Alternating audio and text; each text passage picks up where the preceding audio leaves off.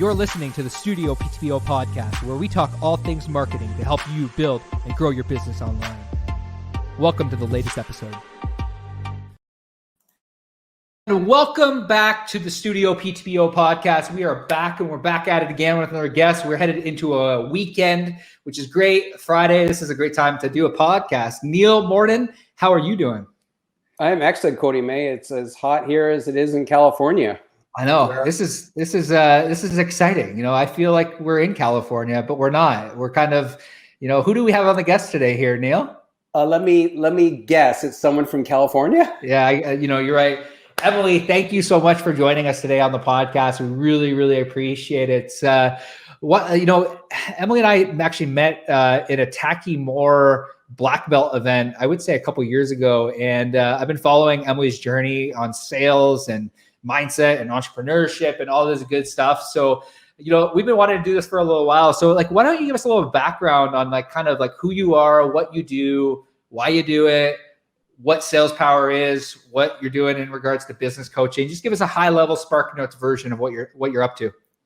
Awesome. Well, thank you, Cody and Neil. It's awesome to be here. And I'm so glad that we finally got it together for me to come on the show. This is awesome.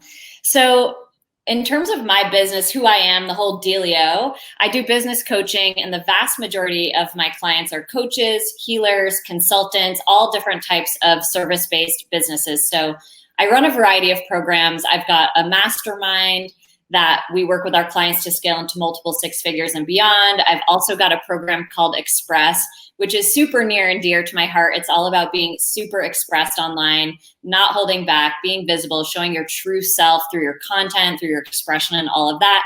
And then another program that I am equally obsessed with, which is Sales Power. So Sales Power is the program where I teach my clients in that group how to sell in a heart-centered way. So it's kind of like done with the bro marketing, done with the shaming, manipulative, psychological hacks, all the weird kind of old school sales tactics. And instead, we teach a sales methodology that allows our clients to just truly authentically connect with their potential clients. It's a super powerful system. It works really well. We have a program that's live right now, and collectively as a group, we've already done over $500,000 in sales together.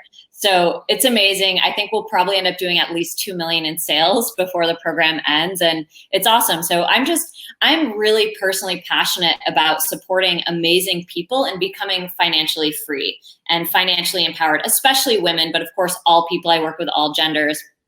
But truly, there's so much more possible in our lives when we can be financially stable and successful and have the money that we want, to have the experiences we want. So I'm a super kind of lifestyle, experience-driven person, which is a little bit funny given the state of the world right now. But I started this business because I wanted to be able to travel and work from anywhere and really do whatever the heck I want. So that's kind of a little backstory for me. Cool. So tell us a little bit, even to go further into your backstory. So you actually aren't from California, not native to there, but you grew up in Burlington, Vermont. So tell us how you ended up going from the mountains to the beaches and sort of your journey and why you wanted to go there and your upbringing in Vermont and your foundation in terms of your mindset and whatnot. Yeah. Okay. Well, this is such a fun question that nobody has ever asked me. So I grew up in Burlington, Vermont, which I'm super proud of. And I know you guys are Canadian. So on my dad's side of the family, we're actually French Canadian. So I grew up with some of that influence as well. And it's kind of funny because, my parents are not entrepreneurial. They're also not overly political, but, growing up with Bernie Sanders and having super hippie teachers, and really being surrounded by environmentalism and environmental activism, I actually started my career as an activist. So I, had to divorce myself from snow and being cold. And as soon as I graduated college, I came out to San Francisco, which is where I lived for 15 years. And I got into the environmental world in San Francisco. I worked in local government. I lobbied, which is actually why I think I'm so good at sales and teaching sales, because so much of my work back then was really working with legislators to pass laws, environmental laws. So that's my background. And the funny thing is that as I was doing all of that work, I'll try to make it like long story short. I got fired from a few jobs, and realized that I was not meant to have a job. I was meant to do consulting or some kind of self-employed work. So I started an environmental consulting company. And as I did that and I was traveling and speaking at conferences, a lot of people started to reach out to me. I'm sure you've had this happen. Hey, can I pick your brain? Hey, can I take you to coffee? Hey, can I take you out to dinner? And it was just this constant barrage of people who wanted to learn from me. And that's when I had the light bulb moment of, wait a second, there must be a way to get paid for this. But I had no idea anything about the coaching industry. And, I asked the universe, show me my teacher. I don't know how to make money with the skill set that I realized I had, which was helping people start businesses and networking and things like that. Very, very grassroots. And so I ended up getting invited to a coaching event, and I ended up buying the program through much hysteria, tears, anxiety, and hired my first business coach, who I truly at the time thought was the only spiritually oriented business coach in the market. I was so green. I knew nothing about our industry whatsoever. And that's kind of, how it all began. So that was, I think, back in 2014, 2015.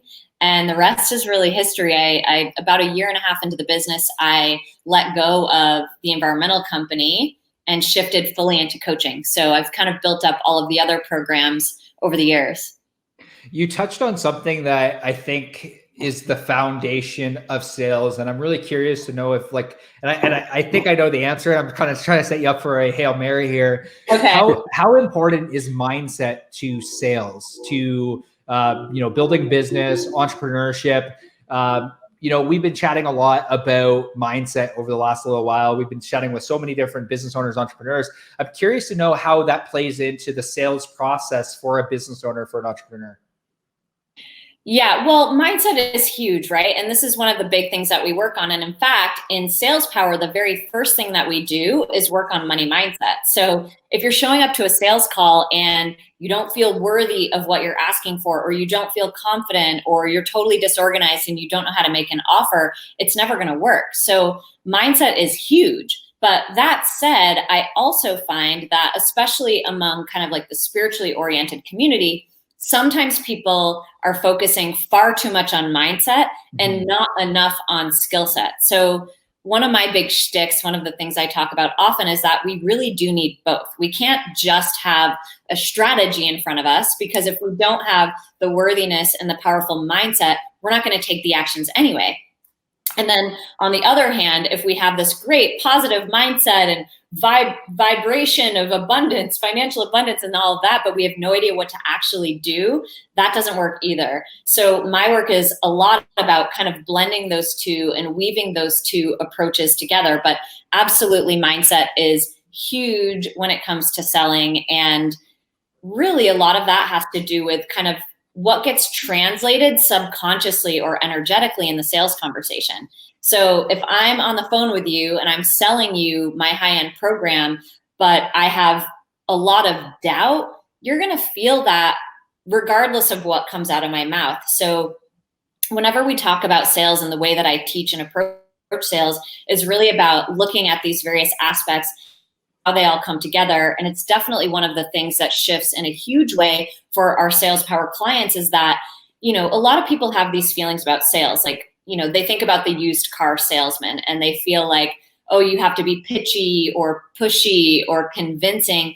And what ends up shifting for people through learning the process that we teach is that they come to enjoy sales, they love sales, and they let go of the negative limiting stories that they had been previously telling themselves about sales. So there's a lot of different pieces that need to come together, and mindset is definitely at the core of all of those. Cool. So you look for some combination of EQ and IQ is really sort of what you're saying. I'm curious about the pandemic. How have you remained optimistic? And in terms of the areas that you coach in, sort of dive deeper there. Have you seen an acceleration in those needs?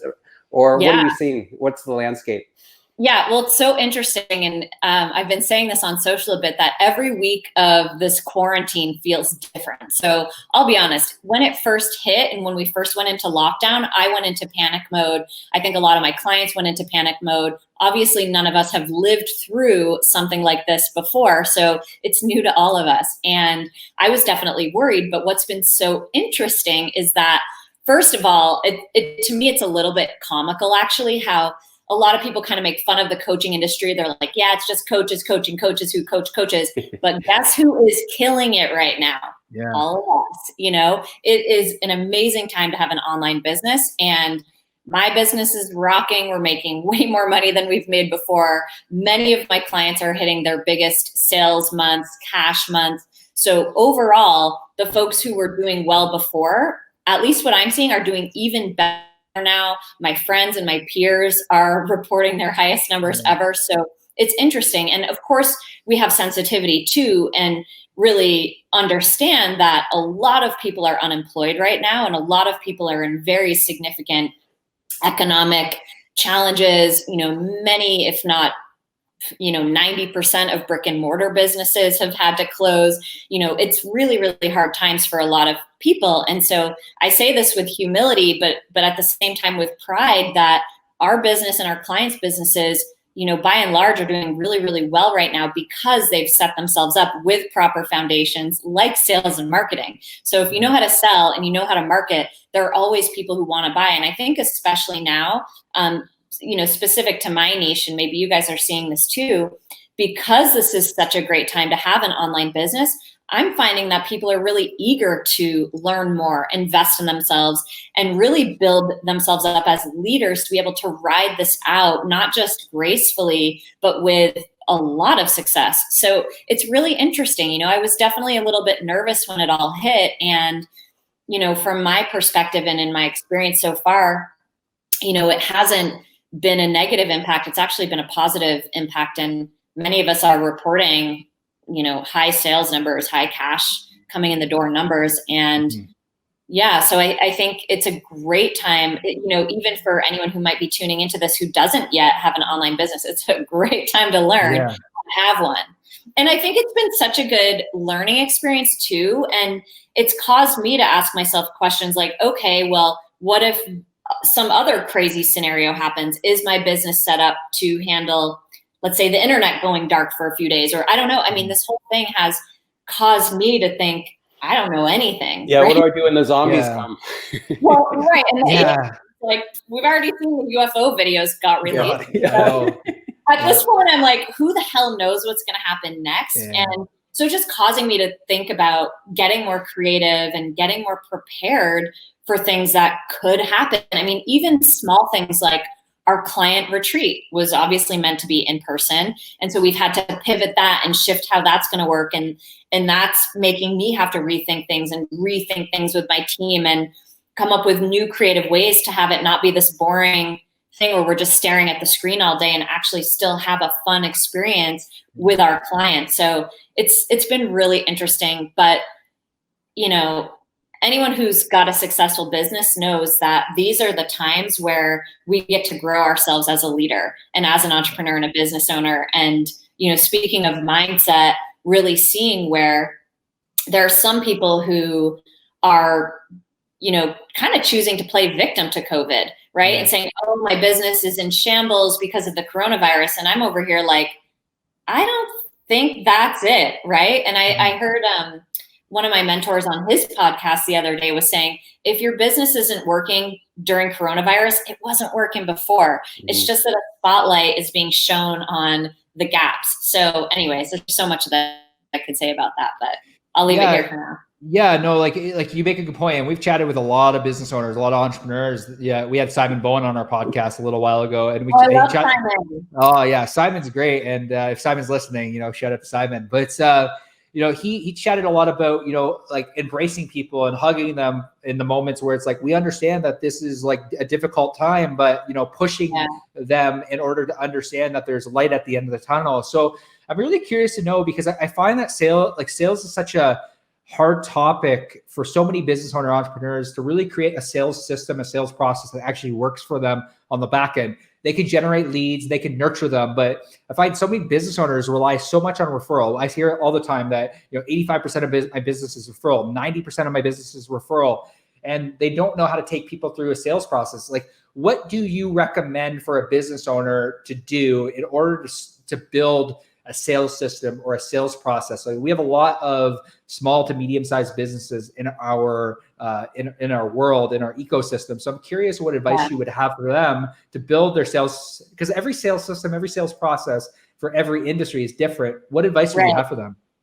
Yeah, well, speaking of service-based businesses, which is really my area of expertise, what I always say to my own clients is it's super important to learn what your audience likes about you and how they like to buy from you. So, you know, Sales Power is such a great example. We just wrapped that launch, although people are still trying to get in, and we're letting them in if they want to join. But we're like halfway through the program. But I know that people like to buy from me in a live setting. So we did a half day. It was kind of like a hybrid training webinar type of vibe, you know, a big 4-hour long training where I then offered the program live. And we did kind of like a follow-up encore for that. And that's where the vast majority of our sales came from. I also know that people love my content, right? And videos and things like that. So what I always say to people is try out different types of lead generation and then see what your audience likes to buy from. So, you know, there's people out doing video who are super boring and terrible at it, who probably should not be using it as a source of lead generation, right? Yeah. But then there's other people who just, their audience loves to see them live. They're great, they're charismatic, they're magnetic, and it really works for them. So I don't have a one size fits all solution. And obviously right now people can't go speak on stages and things like that, but I really do recommend that people try different types of lead generation. And I also think it's important to have multiple types of lead generation always running, right? So my clients use a lot of organic social media. And what I say too is, you know, if you have something that's converting well on organic, then you can throw paid advertising at it. A lot of people make the mistake of like putting a paid ad up without ever having tested the messaging or anything. And then they're really sad that they spent money and something didn't work. So this all said, I just think it's important for people to figure out what works for them. And it doesn't mean that they have to do it themselves. A lot of my clients, and actually a lot of my business, I do it myself. I write almost all of my copy. Right now I write all of my copy. So it's kind of up to each business owner to figure out what works for them. And as far as, you know, the actual process of making the sale or having the conversation, however that's happening, whether it's over the phone or via, you know, Facebook Messenger, chat, something like that, then it's really important for the business owner to have some kind of system where, one, they're not just like losing leads because they're forgetting to follow up. So some kind of follow-up system. Again, it can be super grassroots. It can be a Google spreadsheet. It really doesn't matter what it is, as long as it works and as long as the team and the business owner are actually using it. So, you know, like I said, there's not a one-size-fits-all solution. What we do, what we teach is ideally what ends up being a one-call close. So for selling high-end, low-end, you know, I like to just sell it with content or a webinar. I don't get on the phone to sell something that's less than like 20K usually. But, you know, for the other offers, I really like to just have that in-depth conversation or have a salesperson have that in-depth conversation, ideally enroll the person on the spot because they've been warmed up through all of my content. So that's one of my secrets too, is because I put so much content out there, by the time somebody talks to me, they already know if they like me or not. I have a relatively polarizing personality, which is great. You know, people who love me and there's people who do not like Emily Utter, and that's okay. Yeah. Well, yeah, and Cody and I talk about this all the time because we echo what you say. We have content marketing strategy here where we pump out content all the time on Instagram, TikTok, LinkedIn, Facebook, Twitter, this podcast that we're doing with you right now. And it's okay. Guess what? If we're weeding people out that don't like our mindset and our attitude and our ethos, that's okay because we don't want to work with them anyway and they don't want to work with us. It's not going to be a long-standing relationship, right? It's going to be a one-hit wonder. So I love what you're saying. It's really like you have to be true to who you are. You have to be authentic to who you are. And that's the outreach you need to, the output that you're putting out on social, whoever you are. What I'm curious, Emily, is an entrepreneurial, we always ask entrepreneurs, what do you need to have an entrepreneurial mindset? Like, what are the intangibles you need to have? And B, sort of just some tips and tricks that you would give aspiring entrepreneurs who want to sort of go into our world, so to speak. So. Okay, cool. I'm like writing this down because my brain moves so fast. You're a squirrel like us? We call, okay. Who, me? What? Yeah. What was the question? Well, a friend of mine actually about a year ago, he was like, Emily, you're ADD. And I'm like, no, come on. And then I'm like, actually, God, you might be right. Okay. So Cody and I get this all the time. So we echo all the time. I have to write everything down. Yeah.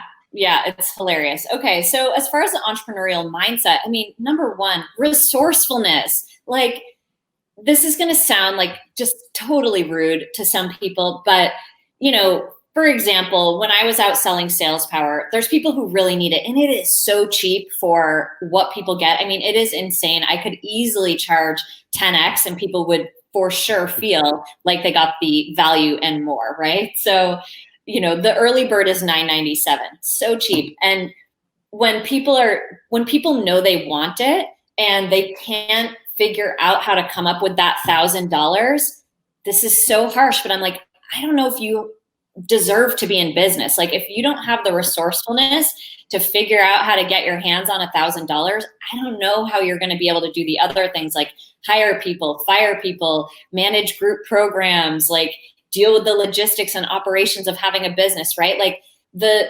resourcefulness, and this gets me in trouble because I see myself and I know myself as a very resourceful person, which means I sometimes get myself into disastrous situations like flying to foreign countries with no hotel booked and being like, oh my God, Barcelona's sold out. Like that legit happened to me last year. But resourcefulness is number one. And really being of that mindset of, you know, how can I figure this out? Not, oh, I can't do this. So investing is such an easy example for that. So it's not, I don't have the money. That's a very amateur way of thinking about things. But instead, how can I create the money for that? And I've played little games with myself in my business. So a couple of years ago, I wanted to go to Burning Man and do kind of like the bougie, get an RV. You know, it was like the expensive way to go to Burning Man. And I totally had the cash for it. It wasn't that I didn't have the cash, but I personally found it annoying. Like I was like, I don't want to take, you know, the $5 or $8 grand out of what normally comes in monthly for me. So let me just go create it. And within 24 hours, I came up with this little promo and had made more than I needed to have my little bougie Burning Man experience. So it's things like that where it's like, you know, and having that attitude and that thought of knowing that you can handle anything. And I've had so many insanely difficult things happen in my business. I was in a federal lawsuit last year with a trademark thing. I mean, I've had so many wacky things, you know, crazy clients, crazy team, you name it, like a lot of it has happened to me. And through all of that, through all those hard moments, which I mean, I was a mess during those moments, but they always grow me. And so always having that mindset and that attitude of like, okay, here we go again. We actually have a joke. Do you guys swear on your show? Oh, go ahead. So we have this joke of AFGO, which stands for another fucking growth opportunity. And so just being willing to like see these hard moments, I was like, here we go. Here's another AFGO. Let's do this, you know, and just like, and also the willingness to take oneself on. So I have realized, and not always in the most fun ways, that if I kind of slow down on my own personal development, my business gets really hard. Stuff with team gets really hard because I'm showing up as the best version of myself. Had so many team challenges and they've all been my fault, to be honest with you. So yeah, just really that mindset of, okay, you know, I see myself as capable. I know myself as being resourceful. I know myself as a financially abundant person. And, you know, as far as money goes too, so many people focus on the gap of where they want to be, and they're constantly feeling like it's not enough, it's not enough, it's not enough, I can't pay my bills, and they're thinking way too small. And I've just really shifted my relationship with money. Not that I don't want to earn way more and know that I still have my stuff, but I also just know like, damn, money comes so easily sometimes. And I just laugh and enjoy it and have gratitude for that. Yeah. So those are some of my favorite mindset pieces. And then to the second of your question, for folks who are aspiring entrepreneurs, really my advice is don't waste your time like piddling around on the internet. Find a good mentor to work with. You know, if you're early stage, you don't need to invest a ton, but maybe stretch yourself to spend $5,000 or $10,000 on, you know, maybe an entry-level mastermind or something like that. It is it's a huge waste of time to try to figure out everything on your own. And it's a huge waste of money, actually, if you think about it in a long-term perspective. So, for an aspiring entrepreneur, I would say get yourself into a paid community of other people who are like you, who are going for it, who are putting their money where their mouth is and really taking themselves on. I think the power of community is huge. So, even how we met, Cody, we were among a group of people who are ambitious, who are already successful, who are going to win no matter what, because that's who they choose to be. And I know for me, the reason why my business has been successful, even from the early days, is because I invested at day zero. Yeah. I invested in a $10,000 business coaching program before I ever had a coaching client. I didn't even know what to call myself. And, again, it's not like I did it with confidence. I was an emotional wreck, an absolute wreck. In every way you could imagine, it was me. Called a psychic, soul searching bike rides, waking up sick every morning. I mean, I was distraught out of my mind, and I still chose to do it. And so that's really my recommendation for anyone who's new and wants to get into it is, know that your brain is going to try it, because that's your brain's job. Your primal brain's job is to keep you safe. And your brain is going to try to protect you from taking the leap. But if you don't take the leap, you will never be successful. So the sooner you can just push yourself over that line, the sooner you'll be successful and start earning money. I love what you said about, really pushing yourself, getting in a community. We've been speaking about this a lot over the last, I would say, probably 2-3 months, both Neil and I, because success leaves clues. And that's, one of the encouragement I want to give anyone listening to this podcast or listening inside of the StudioPTBO Marketing Hacks group is and Neil can attest to this, because when we originally invested into Kat Howell's community with the mastermind, Neil had no idea what I was coming to him being like, hey Neil, hey Nora, I need $15,000 in order to be a part of this community. They looked at me and they're like, what? What are you doing? And I'm like, but again, it's that idea of personal development, it's the idea of getting around people, being able to, be able to go where somebody has already gone before. Kat's already built a really successful business, and the knowledge that you can glean from these people is absolutely amazing. I'm really curious to know, Emily, because coming back to sales and coming back to I've invested thousands of dollars into sales coaches and being connected with people like Stan Way. So I'm curious to know specifically around talking about overcoming objections, overcoming reservations, and just people generally asking questions. What do you feel is the difference between that, and how do you teach your students about overcoming objections? Yeah.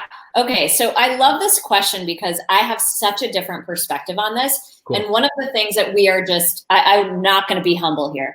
One of the things we are absolutely ninja at in the way that we teach sales and sales power is that we focus so intently on the offer itself and how the offer gets delivered, whether it's clear, how the person doing the selling is connecting the dots to exactly what the prospect said that they want and need. And because of this, we actually find that a lot of our clients end up getting no objections whatsoever, because they've set themselves up through the rest of the conversation to leave the potential client in a position where they can't object, because everything they could have possibly objected to has already been handled earlier in the conversation.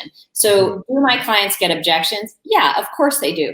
But one of the biggest testimonials we get from Sales Power is that people don't get objections. I mean, if you were to scroll our Facebook group wins, you'd see, 5K pay in full sale just closed, no objections. I mean, it's constant that we see that. And the reason why is because our clients focus on the offer. The reason why people have objections is because there are open loops and things that get left unsaid. So if you can actually say those things throughout the sales conversation and definitely in the offer, it will close those loops for the potential client before they have the ability to even ask. So, that's first and foremost is let's prevent those objections so that you don't have to handle them. Now, when they do come up, and we just modeled actually in Sales Power last night, the role play. So I was coaching a client who was pretending to sell to me, and we demonstrated this really beautifully. So again, I take a very different perspective on this than a lot of the sales trainers you could train with. So